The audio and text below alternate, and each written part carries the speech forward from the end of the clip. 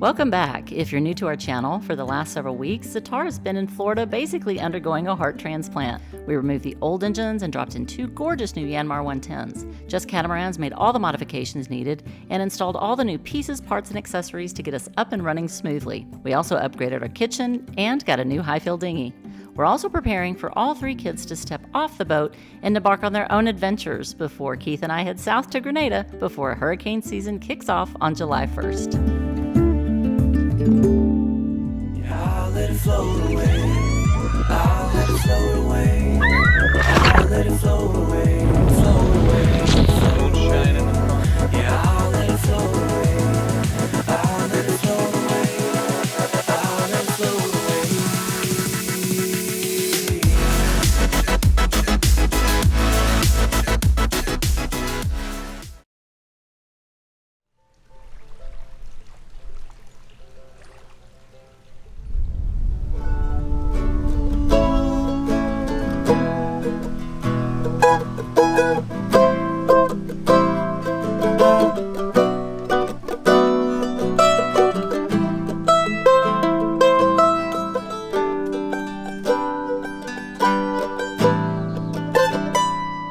Today here on the Zatar boat, we've got Raphael from Just Catamarans. Now, Raphael, this 2-week job is now on what week?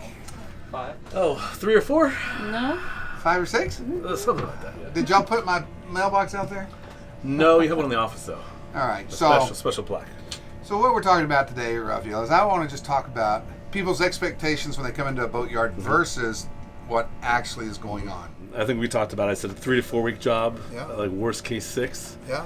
We're on the worst case scenario right now. Yeah. Things took a little longer, but for an engine swap like yours, like a normal one, 1 week would be easy. A lot of times, 2 weeks, no problem whatsoever. Yeah. But cutting the decks open, having a few different balls in the air with custom parts, Yeah.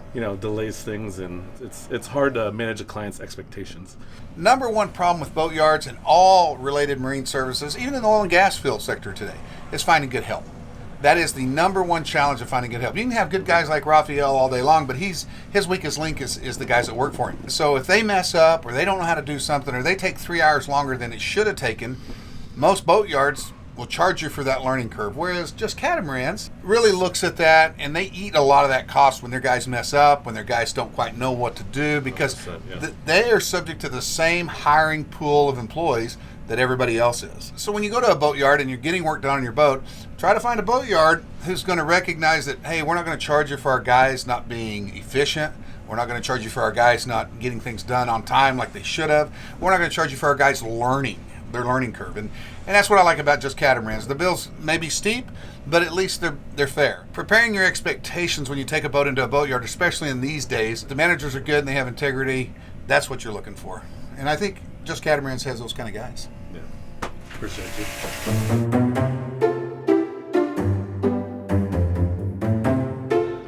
What you do first is get these strap anchors, lay your muffler down, mark your strap anchors on both sides, like that, and just simple install on the muffler.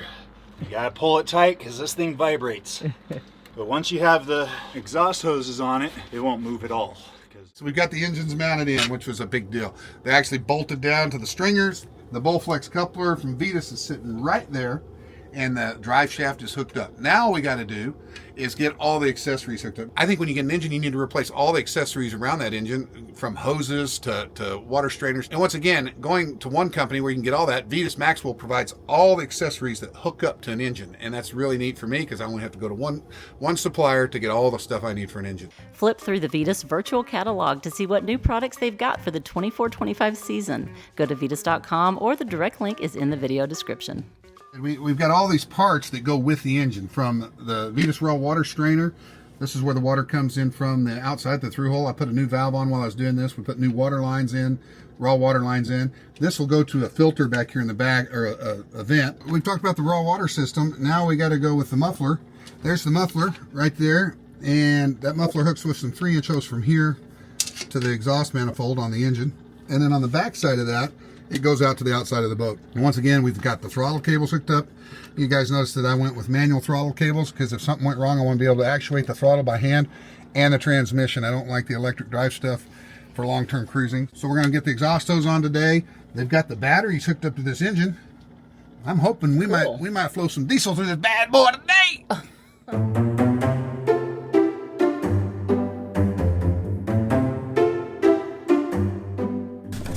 right, I got one of my favorite tools in the world that is a must-have on a boat. These little bad boy Knipex. I call them Knipex. I know that's the wrong pronunciation. Well, how do you pronounce it? I think it's Knipex. I don't know. It's Knipex. I know. In America we say Knipex, but I don't think that's sweet round. But these are the best for everything on a boat. You gotta have these little bad boys. They don't rust. They're stainless steel. You can clip wires. I mean, you cut zip ties. I mean, they're everything you need on a boat. And then I got these bad boys right here. Look at this. There's some longer handled versions of the same thing. Look at that. Look at that. Oh my gosh. Yep. And so I got 4 of them so I can put them in every tool bag because I literally can't have enough of these. These are the best. All right, we are picking up the dinghy. They fixed the problem.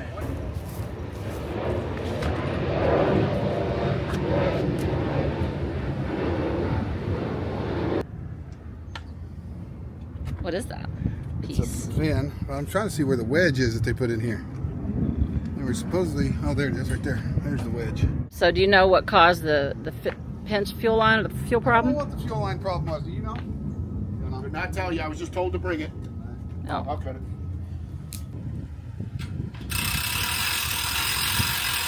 If you recall in a previous episode, we finally received our brand new Highfield Ocean Master 420 dinghy with Mercury 60 horsepower outboard.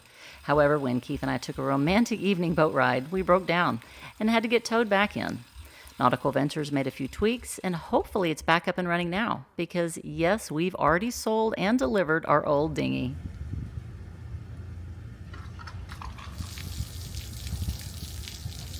I wouldn't think that would be the smartest thing, to undo the winch before you drop it back. I mean, you just hope it doesn't slide off.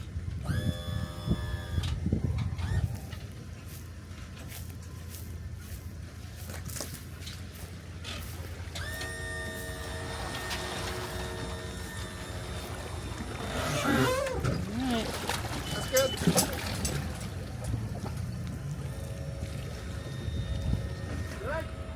All right. Take care. Yeah.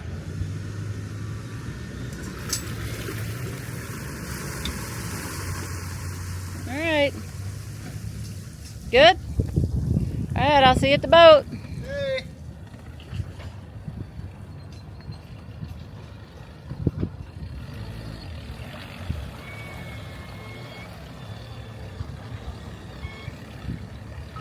And this is our new almond sail, our new ASIM. We'll get that out later and see what that looks like. Is it running okay? Seems like it is. Good.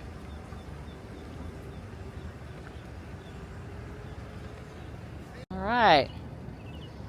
One more thing that I was worried weren't going to get done before we take off in a few days. Worried about everything. Well, you know, so many unexpected things have been coming up.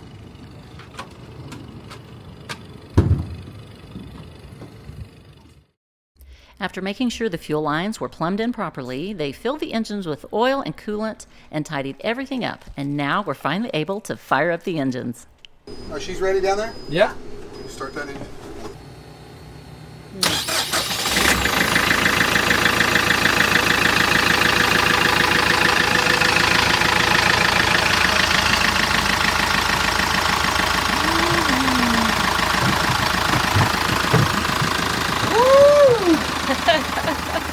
Look at that. It is quiet, like way quieter. Are you excited? Yeah, I'm excited. I am excited. Engines are quiet. Excited? Always Really excited quiet. when it works. Okay. One independent loop goes and sneak in. It's just a trip. All right, we're gonna start the other one. Here we go.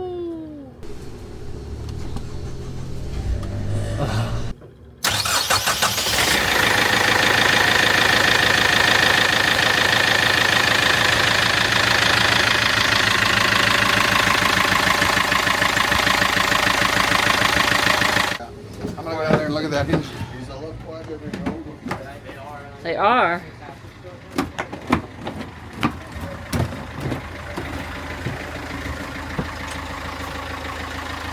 Oh my God, they are quiet.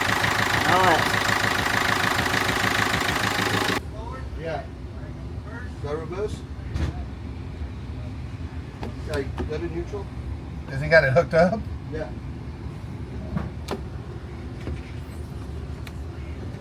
Shallow, yeah. The Yeah. Once you get in there. And the engine controls, you guys, are Yanmar now, and we have eliminated keys. Now we're modern. We have push start on our vehicle. No more keys. No more turn it over. All right, after making sure the engine's fired up nicely, we took her out to stretch her legs and do a sea trial. We're rolling everything up, getting everything ready. We're going to do sea trials this morning. See if these new engines work. And Jack's not with us this morning, so it'll be me and Keith and Finnicate and the Just Catamarans crew. Jack went to Dallas. Mackenzie had to leave about a week ago, and so he flew to Dallas yesterday because he wanted to say one last farewell to her before they leave for Tonga, which is going to happen in just a few days.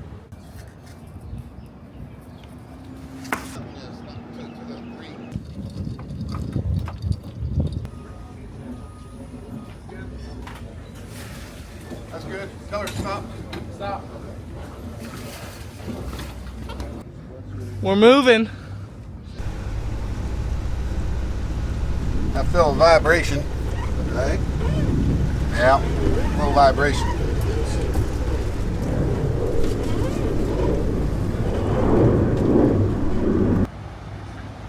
We're good?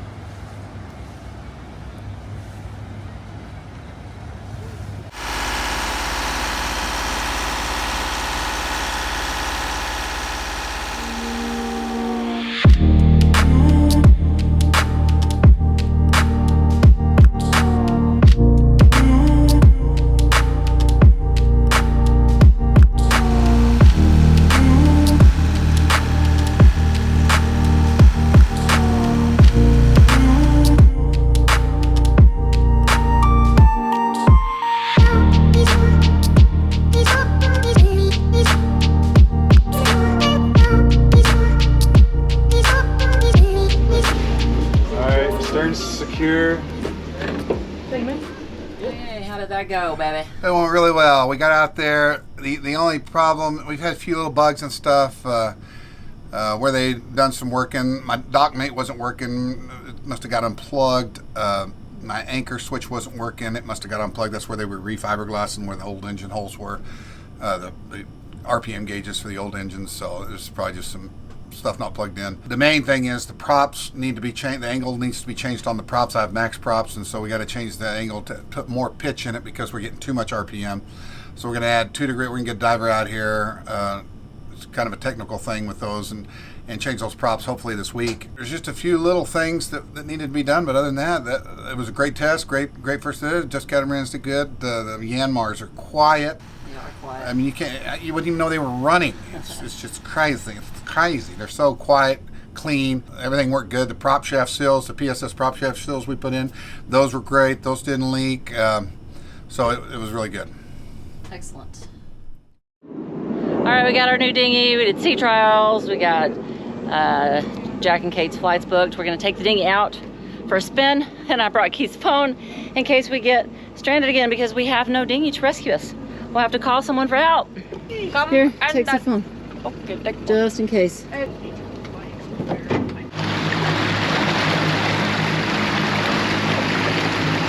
There's my next boat right there. Far niente. What does that mean? Far niente.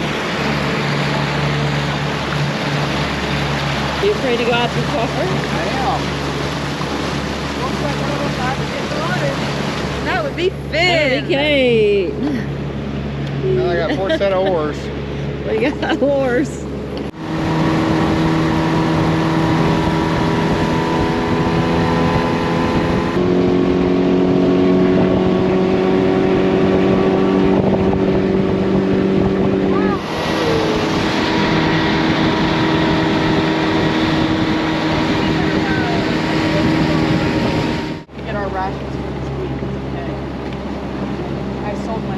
Renee likes the dinghy, but she doesn't get to enjoy Guys, shut up! leaving the boat.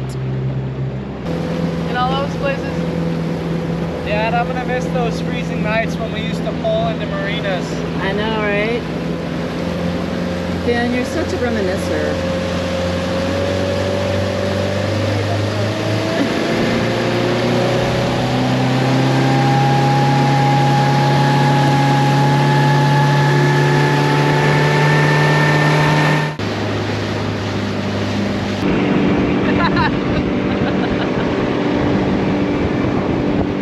Serious, that just went off again. It just went off again. You're kidding me. We are almost back to the dock. Yep. It could be out of fuel. Could be out of fuel. You said you had 10 liters.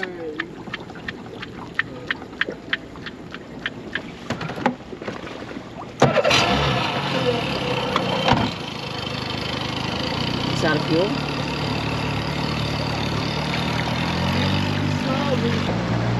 Yeah, it just died. 28, so right there. Yeah. 28 liters left. You can see that. And the bulb, there it is again.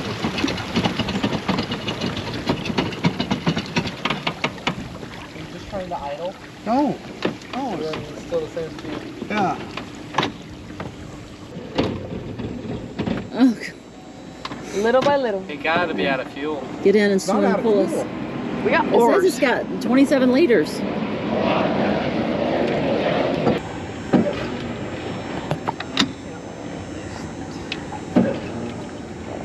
All right, let's get the oars out. I don't think I've ever gotten the oars out on the old dinghy. Yeah, I know. I don't think we ever had to. Never, never, never, ever. There you go. Hey! Oh! It's so much heavier. Mighty stallion. Oh, he got it then. He's moving it. No, that sounds. No. Never mind. Go! Hey! Push your side more. So right now, we're oaring into the abyss. I feel like I'm in Pirates of the Caribbean. We're gonna go find the fountain of youth. The fountain of youth. You already have a youth. We're gonna find the fountain You're gonna- of old.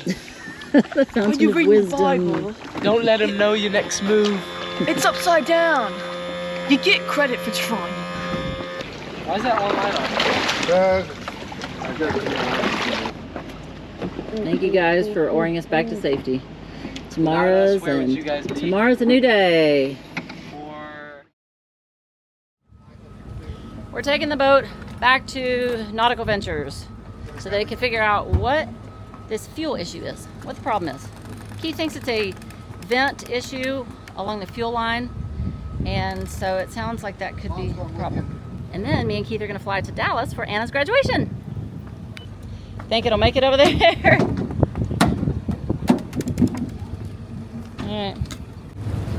And Finn and Kate are not going to graduation because we're only so many seats.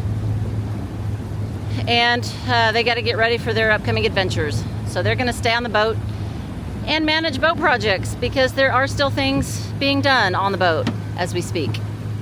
It's a very, very busy time.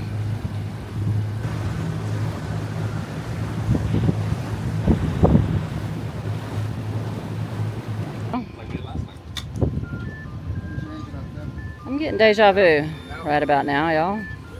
Gotta back up. I feel like I've been here before. Gotta go over about 3 inches. All right, turn to your right just a little bit. All right. Now straighten it up. Okay, got any power or no? Yeah, raise your engine up, Tim. Can you kick it just a little bit? Kick down a little more in it?